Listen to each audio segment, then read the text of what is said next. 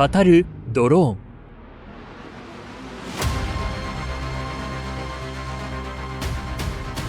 この動画はドローン映像を背景にして私が感じたことを自由にお話しするシリーズです。長期間のプサンロケを終えて帰国し、右目の手術も終わってようやく編集を再開しました。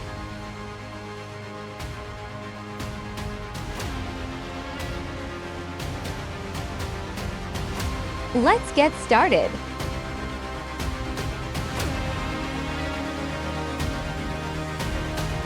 今回は天満山展望台を訪れます。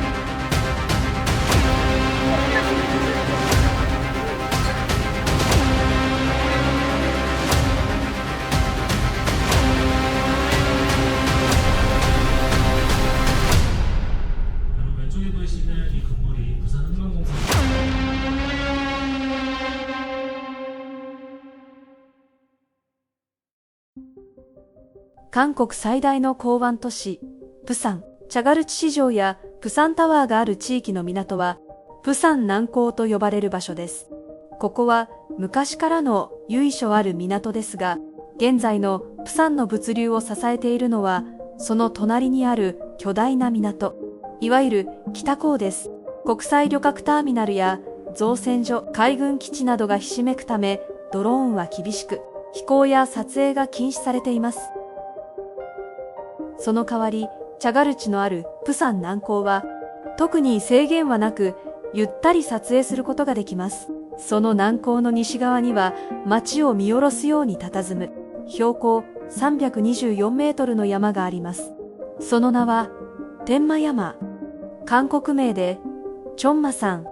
今までずっと謎だったのですが、その中腹に何かがあるのです。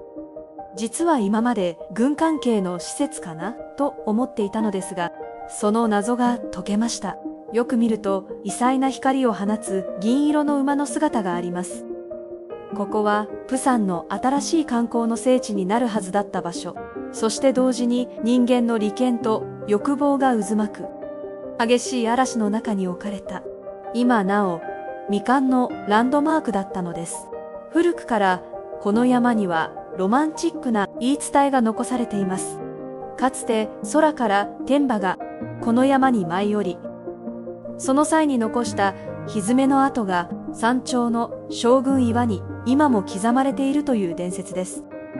朝鮮時代、この一帯には実際に国が管理する牧馬場、つまり名馬を育てる牧場があり、この場所から多くの名馬が生まれました。今、山頂で南港を鋭い眼光で見つめている立派な銀色の天馬のモニュメントは、この地が持つ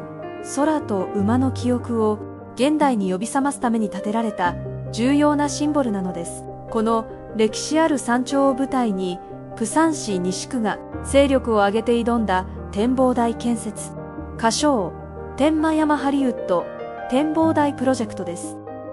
総事業費は約300億ウォン。日本円で約33億円。メインとなる地上3階建ての建物は、アメリカ・ロサンゼルスのグリフィス天文台をモチーフにしており、上空から見ると、伝説の馬の蹄の形をしています。最大の見どころは、高さ100メートルの崖の上に突き出るように設計された、スリル満点の長さ100メートルの空中回廊、スカイウォーク。さらに、あの有名な観光地、カムチョンの付近から山頂まで、プサンの街並みを一望しながら一気に登る往復約 3km の観光モノレールの敷設も同時に計画されました。完成すれば、プサン港大橋から影島、タデポまでを270度見渡せるアジア最高峰のパノラマ展望台になるはずでした。プロジェクトが着工したのは2020年。当初の計画では2023年末、遅くとも2024年には華やかにグランドオープンを迎える予定でした。しかし、予定時期を過ぎた今も、ここは閉ざされたままです。そこには、天候や環境のせいだけにはできない、複雑に絡み合った利権と不正の闇がありました。現地メディアの告発や、区議会の監査によって、悪日のもとにさらされたのは、施工会社と行政の耳を疑うようなずさんな癒着でした。大規模なモノレール建築技術や実績が圧倒的に不足している特定の建設会社が、なぜか施工者として選定される特権疑惑、さらにその会社は事前の地質調査を極めてずさんに行い、着工した後に想定外の危険な岩盤が見つかったとして、国や区から追加の事業費を何度も引き出そうとする公金横領の構図が指摘されたのです。当初の予算から100億ウォン以上も跳ね上がる費用、度重なる内部の警告を黙認し続けた行政の職務怠慢、裏切られた地元住民の怒りは頂点に達し、一時は全面白紙化の監査が入る事態へと発展し、工事は完全にストップしました。利権に群がった人間たちの思惑によって、天場の聖地は一時、誰も近づけない未完の廃墟と化してしまったのです。一度は足を止められた天満山のプロジェクト。しかし、これと同じような未完の苦悩を抱える場所が、実はプサンにもう一つあります。今、大規模な再開発が進む、プサン北港の海上に建設中のプサンオペラハウスです。シドニーのオペラハウスのような世界的なランドマークを目指し、約3500億ウォンを投じて2020年に完成を目指した巨大プロジェクト。しかし、現地の友人から聞いたその実態は、天満山と全く同じ構造の泥沼でした。施工会社の不正や下請けへの代金未払い、さらにはファサード、つまり外壁の特殊なねじれ構造を表現するための施工工法をめぐり、行政と設計者、施工会社が真っ向から対立。